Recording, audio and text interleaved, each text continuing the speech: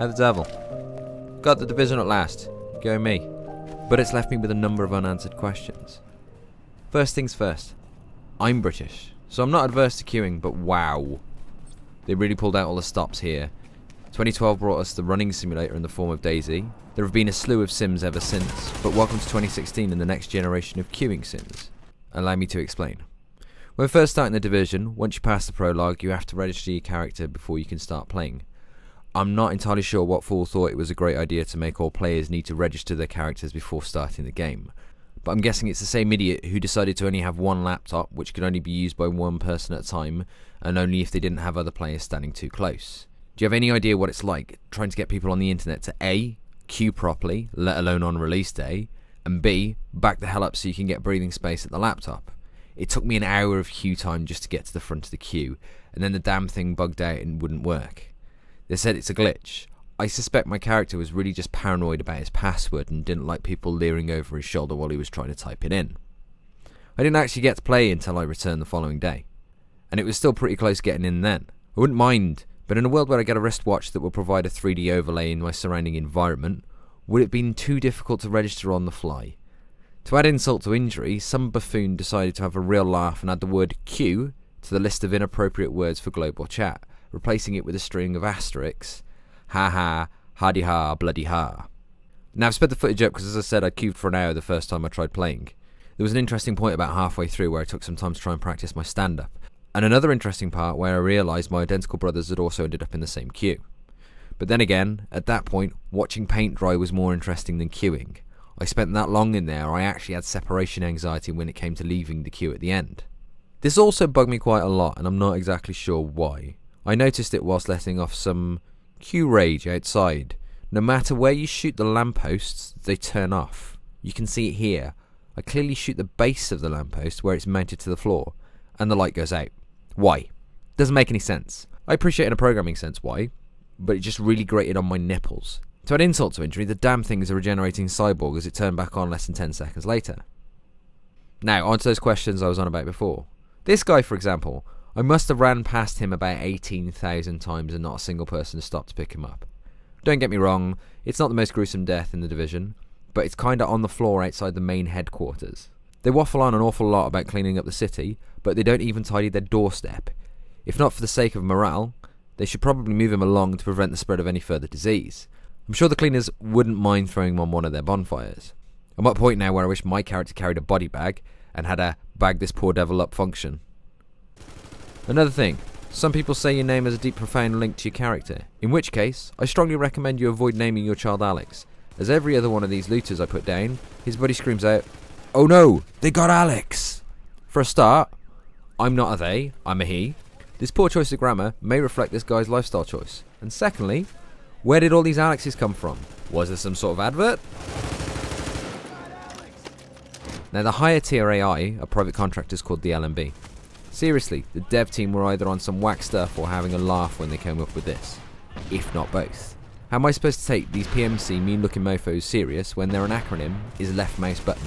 Speaking of the LMB, I'm not quite sure of the strategic value of this multi-story car park right here, but they really didn't want to give it up without a fight. Something else extremely apparent to me within the division are the double standards. I see someone in a hoodie rummaging through a car.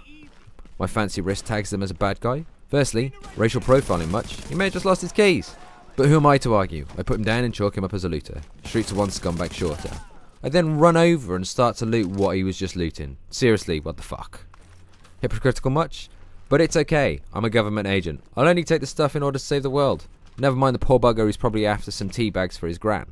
I'm basically a privateer. The ID badge, which I find funny given all the other gadgets I have, I still use a plastic ID. But yeah, the ID badge I carry is basically a 21st century version of a letter of marque, and the American government are the Queen, minus the big dress and the fancy shiny hat. You, good sir, may call me Sir Francis Drake, or FD for short. My only regret so far is not realising this before naming my character at the start. Side note for you here, always take the least travelled path. You never know what sexy gear will be waiting at the bottom of life's stairwell for you. Now, moving on to factions. I get the LMB, aka the left mouse button crew. I understand their motivation. Private military types doing what mercs do best, killing for money. Granted, they dress it up in a thin veil of patriotism. The soldiers do a good job of pretending they believe their leader, but let's face it, they're motivated by greed and power. I even understand the Rikers. They're just out doing what they normally do, which is presumably the reason they were in Rikers to start with. Though personally, I probably wouldn't refer to myself by the place of my incarceration, especially seeing as, judging by their behaviour, that was probably their last place of residence before a shocking exit. Please note at this point, I am aware New York no longer uses the death penalty, but it also doesn't currently have a smallpox-infused virus running rampant in the streets. So let's make believe a bit, okay? I feel I do need to clarify. I understand the Rikers, I don't relate. I'd like to think, if the world went to hell in a handbasket, you wouldn't find me stood outside Argos or Boots, beating some old biddy in the head with a Kalashnikov, because I'm after her Elizabeth Duke replica Diamante bracelet or her number 7 anti-wrinkle cream. That's just screwed up. Speaking of screwed up, this leads me nicely onto the cleaners. LMB are paid to kill. Rikers are born to kill. Cleaners are just plainly screwed up. Cleaners are a testament as to why you should be nice to the guys who pick up your bin bags and recycling, or that fella in the street sweeper.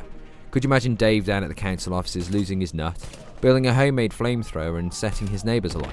In order for a person to go from sanitation worker to full-blown nutter with said flamethrower, that's a pretty big leap by anyone's standards. In fact, it's that screwed up, even the Rikers can't support them. Comes to something when the serial killers think you're a bit too extreme and you're trying too hard. But as I was saying, it's a pretty big leap for a normal person like Dave. However, these guys seem to hop over it like a garden fence.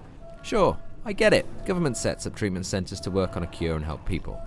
LMB take a pass because there's no money in it. Rikers take a pass because the last thing they want is the government throwing them back in the slammer. The sanitation workers, who are already employees of the government anyways, all civilians with presumably no criminal background apart from running a couple of red lights or unpaid parking tickets. Sure, let's throw sense out of the window. Rather than follow logical reasoning, let's just throw it all on the line.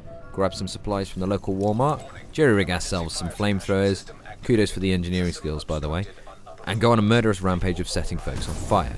It can't just be me that thought, okay, you people need some help. As for the Dark Zone, it's an interesting place. Before I start though, I need to highlight this individual right here. This person, along with all her Dark Zone vendor buddies, are a right bunch of tosspots. Never have I seen such a massive bunch of trolls. Hey mister, come buy some shit. It'll save your ass. Oh sorry, you aren't level 30. Better luck next time, bub. Okay, thanks for that. Draw me in with some pretty shinies, and then just blow me off. Screw you. To make it worse, as you walk away, unable to purchase anything because you're not level 30 yet, they smack talk you with something along the lines of, why don't you try buying something next time? Well frankly, good lady, it's because you're an uptight arse who can't overlook my level, and I won't be purchasing anything from you in the future. In fact, I'll even go as far as recommending to my friends not to bother looking at your wares, as you clearly have an attitude problem. I appreciate they're patching the Dark Zone, or at least by the time this is out, they will have patched the Dark Zone, but the Dark Zone has to be the most passive-aggressive place I've ever been in a game.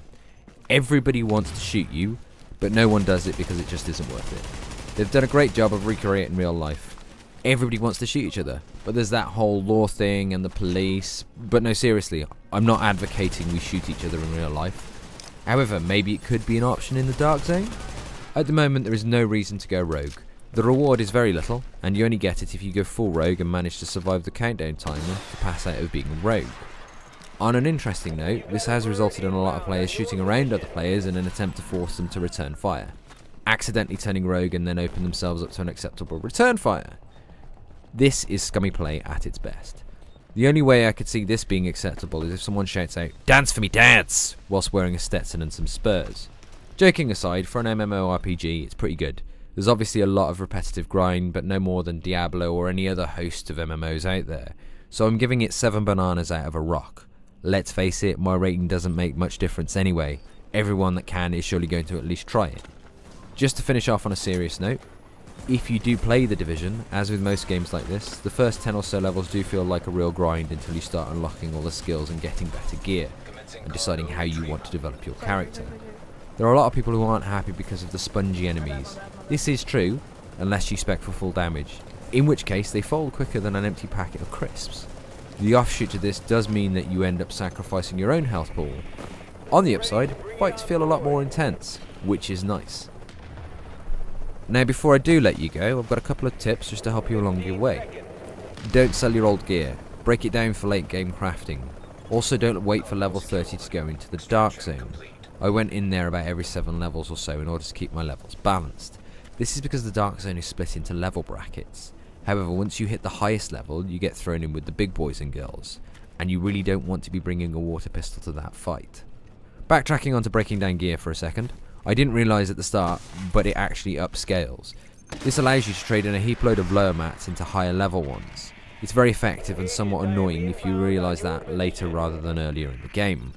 Another good piece of advice, always take time to plan your extraction approaches.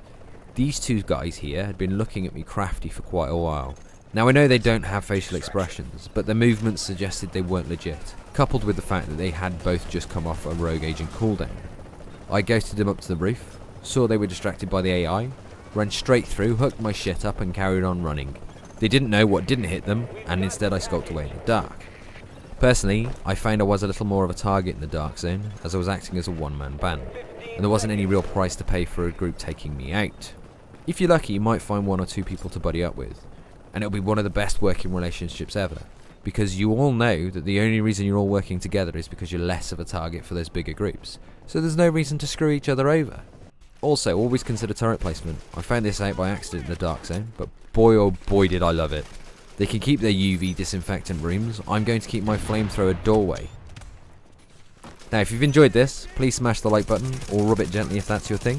If you don't like it, well, geez, thanks. Leave a comment. I like comments, and as always, stay well.